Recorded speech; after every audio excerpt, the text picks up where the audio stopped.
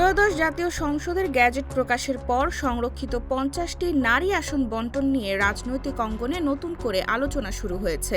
বর্তমান সংসদে আসন প্রাপ্তির আনুপাতিক হারে বিএনপি ও তাদের মিত্ররা পেতে পারে ৩৫টি সংরক্ষিত নারী আসন।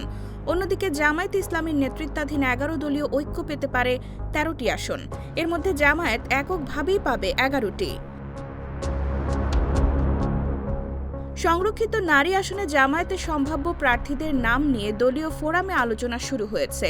দলীয় সূত্র জানিয়েছে, এ বিষয়ে চূড়ান্ত সিদ্ধান্ত দেওয়া হবে দলের নীতি নির্ধারণী ফোরামে। তবে সূত্র মতে, জামায়াত জোটের ১৩টি সংরক্ষিত আসনে মনোনয়ন পাবেন যারা তাদের মেধা, যোগ্যতা, সংগঠনের দায়িত্ব ও কর্তব্য এবং অভিজ্ঞতার দিক বিশেষভাবে বিবেচনা করা হবে। সেই সঙ্গে বিগত ফ্যাসিস্ট আমল ও জুলাই যুদ্ধে তাদের ও তাদের পরিবারের ত্যাগকে বিশেষভাবে গুরুত্বের সঙ্গে দেখা হচ্ছে।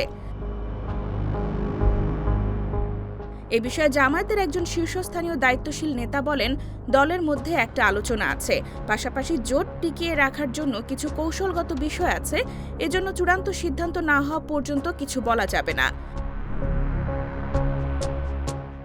জামায়াতে ইসলামীর সম্ভাব্য নারী প্রার্থীদের মধ্যে আলোচনায় রয়েছেন কেন্দ্রীয় মহিলা বিভাগের সেক্রেটারি অধ্যাপিকা নুরুন্নিসা সিদ্দিকা, বুয়েটের সাবেক শিক্ষার্থী ও শিক্ষক প্রকৌশলী মার্দিয়া মমতাজ, কেন্দ্রীয় কর্মপরিষদ সদস্য ডাক্তার আমিনা বেগম রহমান, কেন্দ্রীয় মজলিসে সুরা সদস্য শাহানারা বেগম এবং সুপ্রিম কোর্টের আইনজীবী ও মহিলা বিভাগের সহকারী সেক্রেটারি ব্যারিস্টার সাবিকুন নাহার মুন্নি।